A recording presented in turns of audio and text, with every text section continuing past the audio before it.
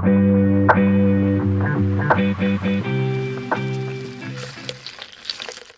right, welcome back for another episode of the Voice of Generation Climate, TVOGC. Today we have with us a really fantastic company, PyroCCS, and we have the Chief Operating Officer of PyroCCS with us, Flo Oberhofer. Flo, what a pleasure to have you with us. Thank you for being here. Thanks a lot for having me, Annie. Thanks.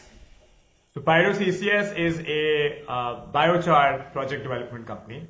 It's a German climate tech company, but predominantly focuses on the global south, Namibia and India, and more countries in the global south being the focus. We're going to talk about what biochar is, how it's a really effective tool for carbon dioxide removal, and PyroCCS's role in making that happen at scale. So Flo, let's begin right at the top. What is biochar exactly? For anybody who is not from the climate world, what is biochar? Yeah, biochar is nothing new. Biochar has been around for thousands of years. You know, you had the natives of South America making biochar in probably a very unconscious way 6,000 years ago, right? And now, after 6,000 years, soils that in theory should be very less fertile, soils in the tropicals, where there's a lot of rain, where you would assume the nutrients are washing out very easily, are still one of the most fertile ones that we see. You know, this typical black soil, what you call terra preta. So it's not a new invention, but we are, as humanity, we tend to forget things sometimes that are good for the planet, and now we are slowly rediscovering it. So what is biochar? Biochar is basically a stable form of carbon. So everyone knows charcoal. Biochar will look very similar to charcoal, but it's very inherently different in its properties. So first of all, the main difference is how it's made. So it's made under the absence of oxygen. It's a burning process under the absence of oxygen, which is called pyrolysis. It is happening at very high temperatures, more than 450 degrees. So there's different levels and stages, pyrolysis, gasification, and so on and so forth. For reasons of brevity, I keep it a little shorter. So what happens in this process is the volatiles are gassing out of the biomass that you have as input, and we are usually looking at woody biomass as an input. Yeah. So that is anything that can be waste wood, that can be agricultural residues, that can be things like bamboo. So typical woody biomass. So during this pyrolysis process, under the absence of oxygen, the volatiles are being removed from this process. We are capturing those and reintroducing those because those are highly flammable. And what is left is a very stable form of carbon with very special properties. So in the end, you have, I give you an example, when you have the biochar, the size of a pea in your hand, like 1 gram of biochar, it can have surface areas of more than 2,000 square feet. You know, that's the size of a flat. And from that perspective alone, you can imagine what all can happen, right? You can have water taking up that space, water being soaked up. You can have nutrients taking up that space. You can have microorganisms living there, because biochar is also an electron donor. So it gives microbes a space to live. Square feet, though? Is it because of the structural, the internal pores. Surface area, external surface area, because of the pores, right? Yeah. So you have massive pores. Oh wow. Yeah. If you zoom in with an electron microscope, then it looks like a sponge. It literally looks like a sponge with all those small holes. So it has a massive surface area. And from that perspective, first of all, you have a fixed carbon component that makes it great for carbon removal and the whole climate change component. But on the other side, you also have a very powerful tool as a soil enhancer, It's not a fertilizer because it's an empty shell yet, but you can make a great soil enhancer out of it, combining it with other compost and so on and so forth. So it's a very versatile Swiss Army knife, which is very difficult to understand and very complex to produce as well. There's a lot of factors you need to take care of, but it has a great potential. Yeah, it really is, and that's part of the reason why we really wanted to focus on biochar as a subject area too. It's like a waste to value solution for climate change. You're taking agri residue or woody residue in different parts of the world, localized context, burning it through an anaerobic oxygen deficient chamber, right? So your pyrolysis chamber, and then converting into real useful product that not just traps carbon and removes it from the atmosphere, but also is a useful product for soil, a fertility enhancement. Right? Absolutely. And I think that entire circular loop is just really, really interesting. And I like the word that you use, which is we're rediscovering this. Nature already did it back in the day. We're rediscovering it now. So why did it take us that long? And what's the inflection point now? Why has it suddenly become a really interesting case in point for how we can solve the carbon problem? Why is it only recently become, it's come into a headspace and become part of the solution set? There's a lot of people globally, even in India, who have worked with biochar over decades, centuries. One of the book on which pyrolysis technologies are, even these days, are based on is 120 years old, and the basic principles have been the same for industrial kind of manufacturing of biochar. But the one component that came in lately was that biochar making never has been really profitable or a sustainable business model. You would always have to account for the massive costs of biomass, transporting biomass, getting this on site, having people on site, having technology on site. I personally did biochar projects pre-carbon credits as well. So, and that is the core point. The topic of carbon credits has made this now suddenly viable for the last, pretty much around 5 years.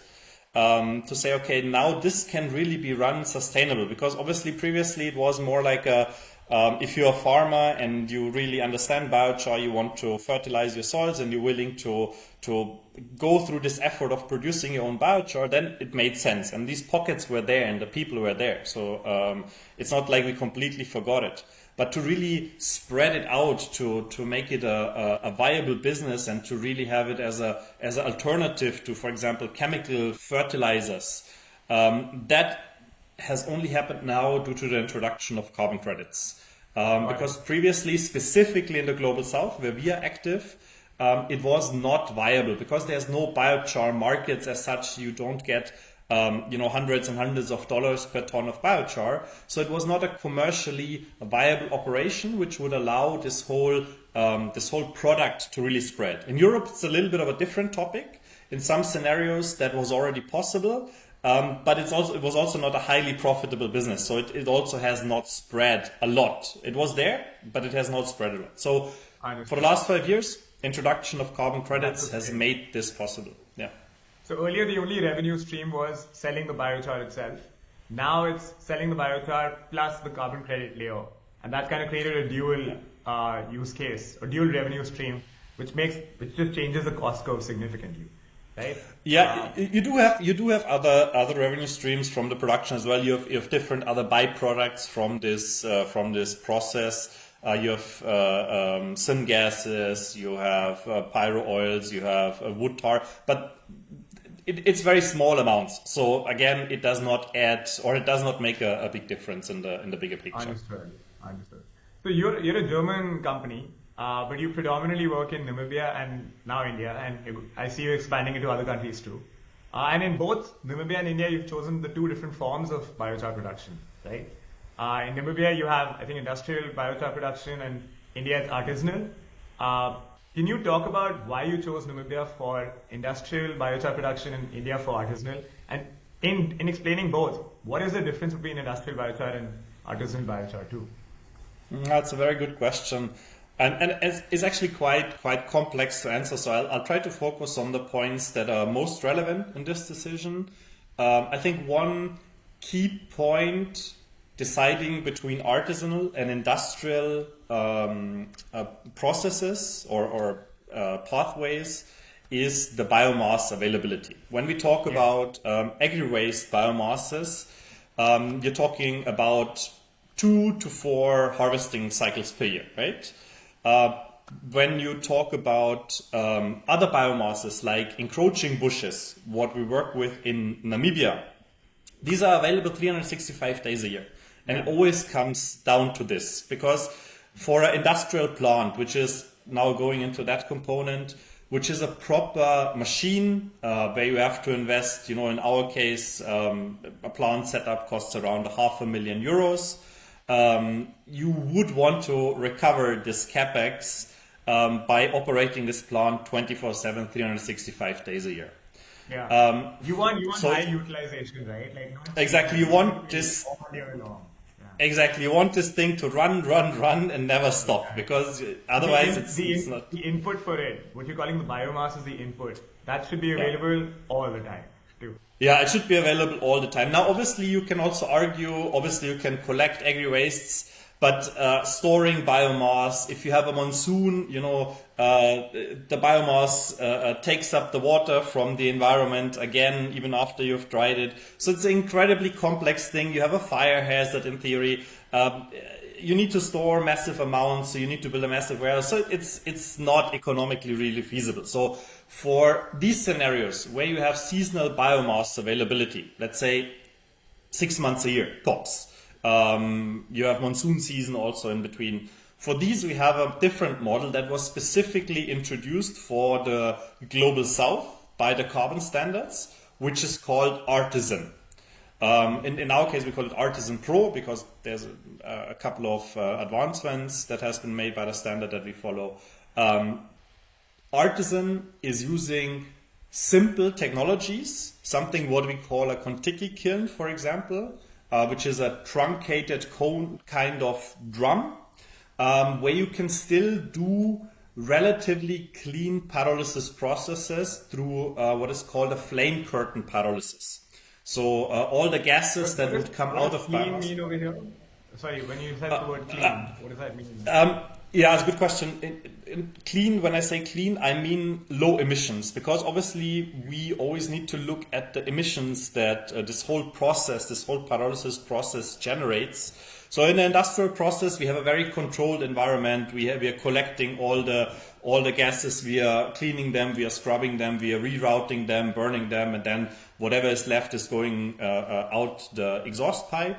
In a low tech kind of artisan process, it is a, let's say, open flame, and that by default makes it look quite dirty, but in reality it's not if it's done properly, because there's a flame curtain over the biomass through which all the gases have to move, and they are burned in this flame curtain.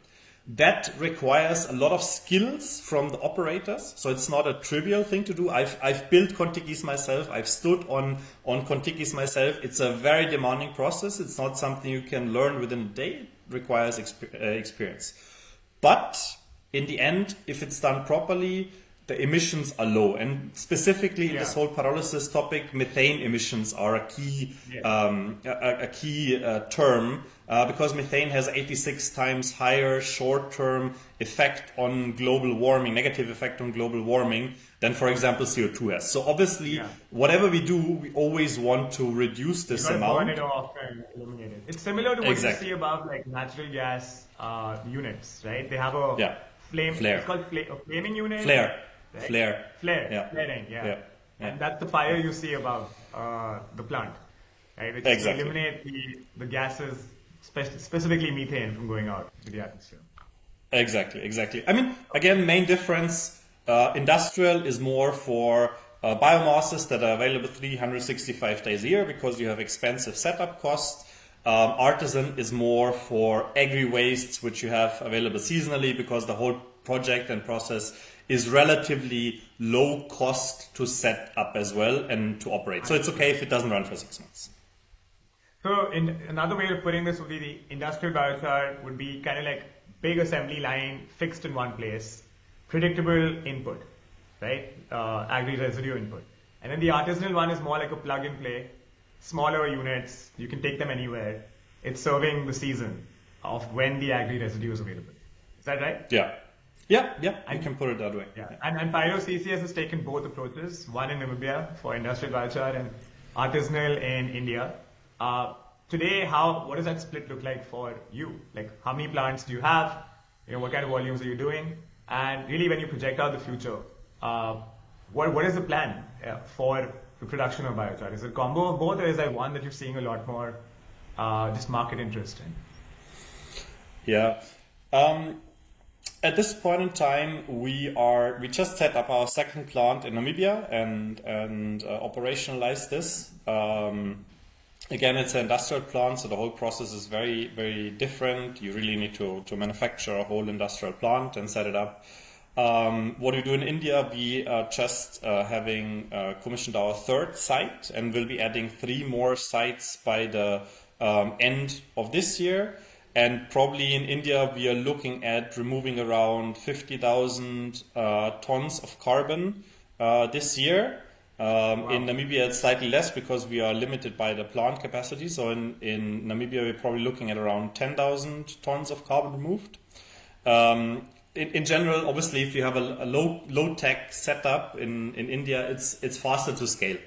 But there is a difference between the perceived quality of these projects as well in the market. So artisan is perceived slightly less in quality than industrial, which is also backed by facts. So the kind of carbon credit prices that you would get for artisan credits are at the moment slightly lower, but in the future they will definitely be much lower because exactly, the gap is increasing, because you can imagine if it's simple to set up, a lot of people do it, and that's exactly what's going to happen. And we're talking about the typical supply-demand kind of scenario. And if the supply is high and the demand is not growing as fast as the supply, then the prices have to drop. With industrial, it's quite the opposite. The demand for industrial, because this is the highest quality carbon credits you can get, the supply is not going to be able to really catch up with the demand. So we definitely see way more demand for industrial, and we believe both have their positions in the carbon removal market. Also, artisan has to develop in terms of technologies, improving their technologies, still cheap, but improving.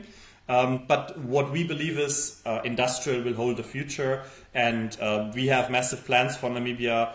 We intend to set up 400 of these plants in Namibia by the end of the decade. So there's a third one coming up right now, and you plan to set up 400 by the end of the decade. Yeah, I mean everything we have done so far was all about scalability. So these plants are now manufactured locally. We can set them up really, really fast as well, and we are getting faster and faster. Everything is streamlined. It's more or less, because we're using the same biomass, it's the same infrastructure that we are building. So it's a copy-paste. Input-output. Exactly. Input-output. It's a copy-paste. That's really, really cool. So there's a whole concept of additionality and permanence that comes in, right, in the carbon market, specifically to define what is a high-quality project. So for biochar, how do you define additionality and permanence? And can you tell us the difference between the artisanal side and industrial side for the two? Additionality, durability, permanence for biochar. Yeah, additionality, as I was saying before, additionality for biochar projects in the global south is a relatively smooth sailing, if you want it that way, because these projects are literally not possible to do if you don't have the carbon credit component. So I give you an example. When we started in Namibia, our biochar price was 0. Because biochar was not a thing. It's the same in India. When we started in India, biochar price was 0, and it still often is 0. So what we had to do is we had to give away a lot of biochar for free. And we also we invested a lot of money in building the market. We hired a biochar manager that sits with each and every customer, explains, helps them build demonstration plots, biochar application protocols. So it's a lot of market building that you do and that you invest in. So right now we are getting around $70 to $100 per ton of biochar in Namibia. As a comparison, in Europe you would be starting probably at around 500 euros per ton of biochar. In some Nordic countries, for really high quality biochar, you go up to 1,200 euros per ton of biochar. And as you can imagine, with 100 euros per ton of biochar, you'll not be really able to run a whole project, which requires manpower, machinery, capex recovery. So from that perspective, it's not really there's not really a doubt about additionality, and it's with artisan, it's the same, because there's two different models for artisan. There's a regular artisan model which 100% relies on carbon credits because the biochar is given back to the farmers for free. This is not the model that we do because it has certain challenges which we believe are difficult to solve. We are doing an artisan pro model, which is more centralized and which also requires our partner to make products out of the biochar and sell the biochar as well, because we started Pyrox with the premise to solve for soil health as well. So all of our biochar goes mandatorily in soil, and we really want biochar to be a viable product and an alternative to chemical fertilizers. So same scenario, you cannot run these projects without really having the carbon credit component as an additional topic. When it comes to durability of biochar, I think we have our opinion, but there's 100 opinions out there. I think the latest scientific releases about biochar durability points definitely towards more than 1,000 years. That being said, it is still the most advanced CDR method out there being executed on the ground, most research behind it, but there's still a lot to be researched specifically about durability, and that reflects in the carbon standards as well. You have different carbon standards like Carbon Standards International, you have Vera, you have Puro, you have Isometric, you have Gold Standard. So all of them have their own take, what kind of research they are taking as a basis for the durability. We work a lot with Carbon Standards International, and they have a kind of H/C ratio, hydrogen over carbon ratio based durability. If you are below a certain threshold, then you have a durability of 1,000 years and more. But there's other standards which are talking about 100 years, some are just saying a couple of 100 years, some are saying 400 years. So there's a lot around it. We know it is durable, carbon removal, but the exact number really depends on the standard you will be using. Yeah, and that really is our end goal, right? To drive more permanent carbon removal at scale, because that's how we reverse climate change. The more permanently we remove and capture it forever, the better it is. And I think just from the sheer versatility of it, right? The way you mentioned it's an input and output. It's predictable. You do X, Y will happen, and it'll be stored away for very, very long, if not forever. That just shows the scale that this can achieve. Like, there should be a biochar plant in every part of the global south. Every part of the world, really, but especially the global south, which is most at risk of climate change. So toward that end, I came across the plug-and-play model that you have, which is you're actually offering other people the ability to also build these projects, right? You're giving them the kit, and you're saying, here's the knockdown kit, here's everything you need, go build a project. Run me through your thinking around getting to that model. Rather than building them out yourself, why are you empowering other people to actually go build out these projects as well? Our thinking behind that is, when we started, we first built own projects. So that was our starting point. And we still believe this was the best starting point we could have, because you need to prove to people that what you have, be it machinery, be it the carbon removal component, carbon registrations, actually work. And there's very few plant manufacturers out there who can, or machinery manufacturers out there who can back their assumptions in terms of numbers, figures, throughput, uptime, reliability with real world operational data. And that actually our initial approach was just be a project developer in the global south, right? Yeah.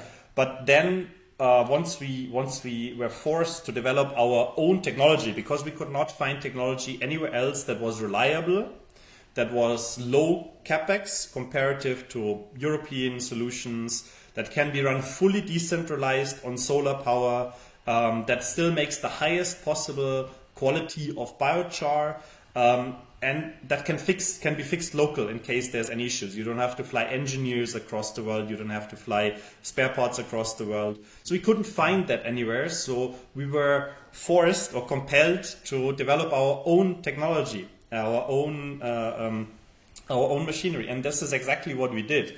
And then the carbon credit plug and play component only came after that, when people started seeing what we are doing and they understood that, hey, this makes sense for us as well, because we're in the global south. We need something that has been designed in the global south for the global south and is also manufactured in the global south, right? And that, I mean, it always comes down also to the capex, to the price of these plants. So we are able to keep those very low despite being able to make the highest possible quality of carbon credits. So that was our journey. And we believe it's the right one because people can just come and visit us in Namibia. They see these plants running. We can share financial models with them. We can share LCAs with them. It's all backed by our own experience of running these plants. So obviously we also had to develop our own DMRV software to really track the whole process. That was done. We are certified by the carbon standards as well. But in the end, we are backing our claims from real world data. And that is the most important, I believe, to be credible and to really show people, okay, this is done. I mean, we are not just throwing a machine at them and then telling them, figure it out. We are not just throwing them a software. We are not just telling them, okay, we are consultancy doing your certification, but we are bringing all together. And we believe that is going to be the easiest path for a lot of people who want to develop biochar carbon removal projects. I actually find this really, really cool because I think there's localized context in whatever country you go to, and even within countries, there's localized context in what geographies you're in. And people know that environment best, right? And if you can empower them with the right tools and give them the playbook for how to do it, I feel like that'll lead to an explosion, like a Cambrian explosion of just project developers everywhere. And I find this a really unique model. It's almost like you're taking a franchise approach to biochar project development. And I can really see this like sprouting up in different parts just of India with people who already know their local environment super well. So what would somebody have to do to become a project developer? They reach out to you and, okay, one part is getting the equipment, right? The second part is getting the DMRV, digital measurement reporting verification system that you've also built. Then what? To actually run the project, do you run training for them? Do you help them actually generate the carbon credit? Do you help them sell the carbon credit? Throw some light on that part of the value chain as well. For somebody who's recently learned about biochar and says, okay, this can be a career choice. I can just go and run a biochar plant and work on the North Indian air pollution problem. Why not? Turn agri residue into biochar, help the air pollution problem and turn it into useful product, right? So what would that playbook for them look like? Yeah, absolutely. I think we have to take a little bit of a step back because the very first thing we do with everyone that approaches us, we spend a lot of time on the biomass supply chain because this is the most crucial component for a successful biochar carbon removal project. There are plenty of pyrolysis machine manufacturers out there, specifically in India as well. But see, even our machine can, for example, pyrolyze a wide range of biomasses. Even agri-waste biomass is our industrial machine. But the biggest challenge is to make this economically viable, right? Yeah. So I just give you one example about biomass. When you use rice straw and fill it up in one of the reactors where you pyrolyze, you maybe get in around 250 kgs of biomass in there. When you use wood from invasive species, I'm talking about in India context, it's like Prosopis truliflora, for example, which is a massive issue in Gujarat, Rajasthan. There you get in 800, 900 kgs. And obviously you can imagine the outcome that you have from biochar is also going to be corresponding to that. If you fill in rice straw, you still get good biochar, but it's just going to be a handful. But from the wood, you get significantly more biochar out. And that has a massive impact on your overall economics, right? Because you have a finite number that you can run through such a process. So the first thing we also look at is what type of biomass is it, and can it be run economically?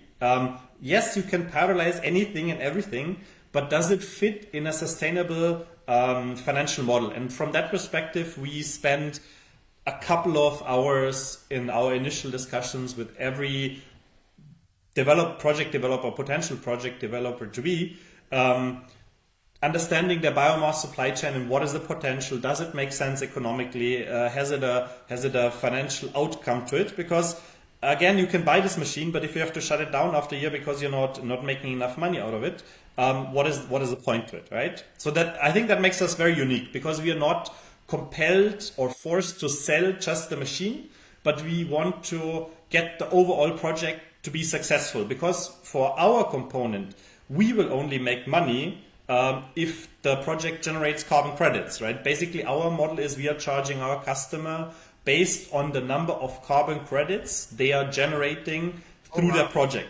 So it's a pay for success model. If you want it that way. Obviously, they have to pay for the machinery as well, but we are not really earning anything. It's more or less at cost. So we really just make money on this if the customer really runs this project and it's a successful project, right? And you can imagine if that is the model, we are really trying to help people across the board with everything from LCAs to financial models to operational questions. How do I make this as efficient as possible, right? That also includes how far should I transport my biomass? Where should I store my biomass? How much biomass should I store? And obviously, yes, we help them generate the carbon credits. We usually do not help them sell the carbon credits. We can make connections, but it's not really a business we're in. We are not into a brokering business. But yeah, that's how we run this model. We really want to make sure that these plants are successful, because only if they're successful, then the neighbor will see it's successful and will also set up a plant. Yes. There's a diffusion effect that happens for sure, right? Exactly. Someone's making a lot of money doing this, and then the neighbors are like, whoa, I want to get in on that too. And then they reach out to you for it. Exactly. So it's predictable agri-residue availability. It's what the machine can convert best. And you have a grading of agri-residue you consider best, and then some of them are not as good. And then it's a question of you helping them actually generate the carbon credit with one of the 5 different methodologies / registries, right? Because there's isometric, Puro, Gold Standard, Vera, and the 5th one is Carbon Standards International. That's actually the one we are working with mainly. Yeah. Got it. So you help them with one of those 5, and then you stop short of that. You don't actually help them with the sale of those credits, right? But since that's the last piece of this entire puzzle, can you actually talk a little bit about that? What happens when these credits are generated? I know you can break them up into 3 parts. There's the forward financing, or pre-purchase arrangements, or spot, right? What do all 3 of those mean? And really, like, who is the buyer for biochar carbon credits? How do they get sold? Yeah, so the 3 pathways how you sell is pre-purchase, is offtake, or a spot. So pre-purchase is a buyer comes to you and tells you, hey, I'm going to pay you X amount for X quantity of credits, and you deliver them to me in the future at that and that time, but I pay you upfront. So obviously that's like a dream of every project developer, because that helps you also with the kind of capex, with your opex, to generate these credits in the first place, right? So it's a great model. Then the second one is an offtake agreement, which is a fixed contract to say you deliver X amount of credits at this and this time, at this and this price, but I will pay you once you deliver, right? So again, it's a long-term agreement, and you have kind of a security or a confidence that I will be able to sell my credits whenever I have them in the registry. And then the third component is spot. Spot is you have generated the credits, then you look for a buyer. So you already have them in the registry, then you look for a buyer at that time, which purchases from you at that point.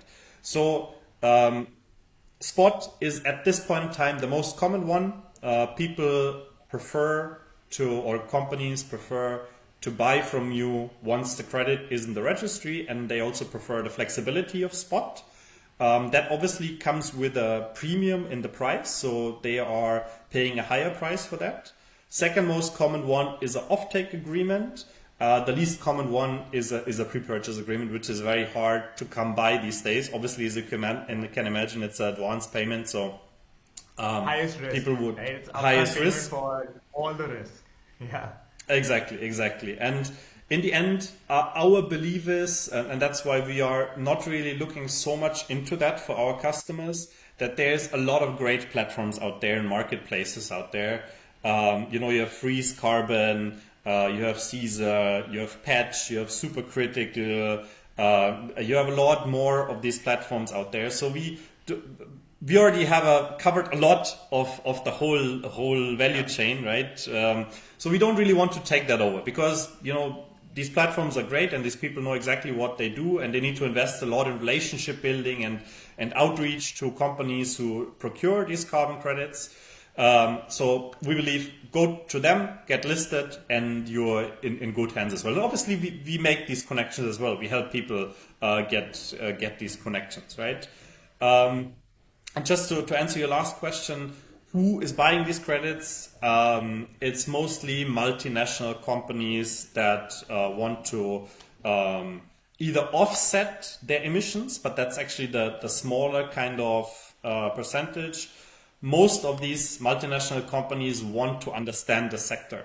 So you have a lot of these funds out there. You have Frontier Fund, you have NextGen, you have Milky Wire out there, which are, I would not say mainly out there to offset emissions of the member companies, but to really support the sector and understand the sector and foster the sector. So most of the people out there currently procure to really understand, because in the future, at one point in time, it will become a mandatory exercise to procure carbon removal as well. We don't know really yet when it's going to happen, and there's some certain setbacks obviously happening at this time as well, but it will happen, right? And the companies want to be ready and fully informed and have good supplier relationships there, right? So obviously you have Microsoft as the overarching main buyer of carbon removal at this point in time, but we see more and more multinationals and also smaller companies getting into this game now to get a feeling of what is this all about, understand what is biochar, carbon removal, what is direct air capture, what is enhanced rock weathering. It's a massive areas, and companies want to understand at this point in time. Yeah, that's really, really interesting. We've gone through, I think, 3 big waves in the carbon market so far. The first one was carbon avoidance solutions, right? Renewable energy, electric mobility. That kind of has flattened on prices in the $1 to $3 range. Then we went through the second big phase of nature-based solutions in the last couple of years, with regenerative agriculture, agroforestry, and beyond. And now I think there's a big focus going into the third phase of CDR, carbon dioxide removal, right? Like you mentioned, biochar, enhanced rock weathering, BECCS, DAC as well, direct air capture. We're in that CDR era now. When you look at the entire puzzle of the climate problem, the 40-50 billion tons of carbon we have to avoid or remove every year, how much of that slice of the pie do you imagine biochar globally filling? Tonnage-wise, we all talk about gigaton scale, but tonnage-wise of that entire problem, how much will biochar realistically be able to solve? Given that, in my opinion, it's really like democratically distributable, right? You're actually empowering people to be able to put up plants wherever they are. So in my head, it's just like it can diffuse infinitely. But I want to get your sense of how much of that puzzle it really can solve for. Yeah, it's a little bit of fortune telling to really say, okay, what is the proportion that biochar will be taking in? I think definitely it has a gigaton scale potential, and also a gigaton scale potential in the midterm, because see, in biochar, even in industrial biochar, you also have two ways you can go. Either you can build up these massive plants, and these are great projects. You know, you have Wakefield Biochar, you have Exomet Green, also working in the global south. So these are massive kind of plants, engineered plants, right? But with these massive plants, you know, you have a certain scaling problem in terms of the number of plants you can build within a relatively short time, right? It's expensive. It takes a long time to get manufactured. So what our thought process is, we want to build this medium-sized kind of plants that can be really rapidly set up and in a copy-paste mode, right? And you can set up one plant. I mean, in our Namibia scenario, at one point in time, a couple of years down the line, we will set up one plant every 2 weeks, right? And get it operational, right? And we want to get it rapidly certified and generate the first carbon credits, right? So I think for us, we want to contribute to this gigaton by really providing solutions that are fast, that are reliable, and that are just running. And it's not those huge plants. That's not our intention to build these highly engineered solution, custom built, but it's standardized solutions that, you know, even someone who, like you were asking before, someone who just started looking into biochar carbon removal, it can be like a municipal waste plant, or it can be someone who is having a medium-sized kind of food processing plant, or it can be like a pharma organization. So they, you know, without having to go too deep into the matter, because it's so complex, right? You have the whole carbon, you have biochar quality, you have what do I do with the biochar, without going too deep into this. They can just, you know, come to us, get a solution that fits them. We know exactly from our experience, okay, this works with the biomass they have, with the quantity they have. And from that, it can just multiply. It can really just multiply to a lot of different locations. We don't over expect in terms of the biomass quantity. You know, we don't need hundreds and hundreds of thousands of tons of biomass, but we just need around 3,500 to 4,000 tons of biomass, which is very feasible. And you can run a sustainable and profitable project from this. And this is our kind of approach. We really want to have something standardized, something medium-sized, but have it highly replicable and have it manufactured also in the global south. So it's nearby. You don't have to put it on a ship and ship it across the world.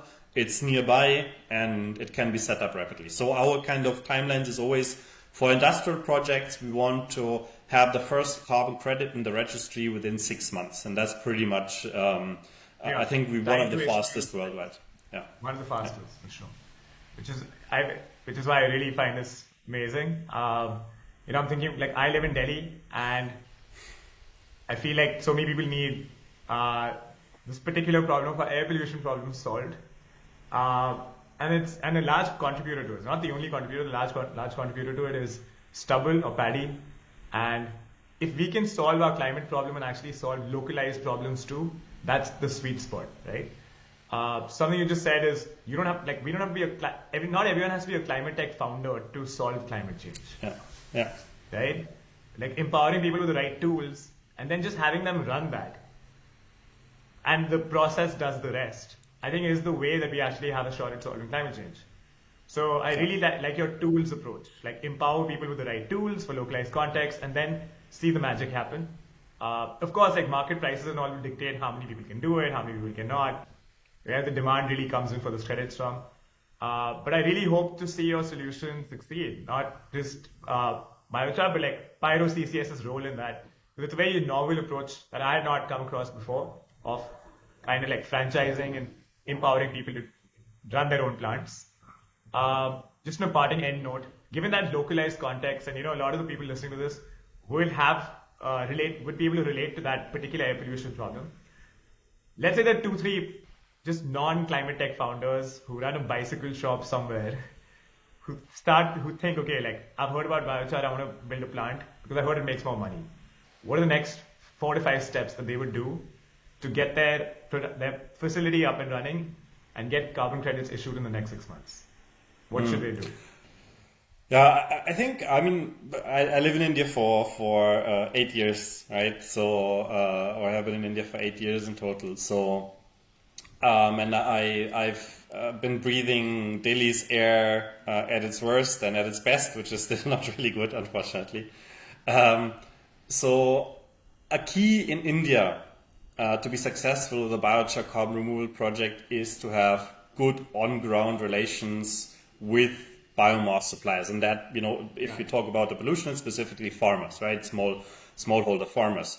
So the best possible thing for your bicycle shop owner is to go back to his ancestral village and really see if that rapport is still there or if that rapport can be built. And that is the basis. And based on this, you can figure out, okay, how many farmers are there? How many cropping cycles are there? What is the biomass availability every season, every year, every month? What is the moisture level of the biomass, right? There's a lot of factors that you need to understand about the biomass. So, because unless you have biomass to pyrolyze, it doesn't really make sense, right? So if you want to run your own project, biomass is always the starting point. Obviously, you can also invest in projects. That's also a possibility, and there's a lot of people which have the biomass out there but don't have the capital. So that's also a possibility. Happy to make that connect. But in the end, it always comes back to the biomass. Until and unless you can ensure that you have a long-term biomass supply in place at a reasonable cost, you don't have a solid basis for a biochar carbon removal project. That's a really, really great point to end on as well. It's not about the end of the value chain. It's not about is there a buyer or not for the credit. It's actually the beginning of the value chain, which is the bottleneck, right? Do you have enough supply, predictable supply of biomass? Yeah. And I think that is the one nugget that I'm going to really do my best to spread the message about. And if there's one or two more people who get converted into wanting to build in the biochar space, knowing that insight, I think we've done our job. Yeah, perfect. Sounds great. Absolutely. This was really great, Flo. Thank you so much for your time today with us. Thank you so much for having me. Thanks. Take care. Thanks, Flo.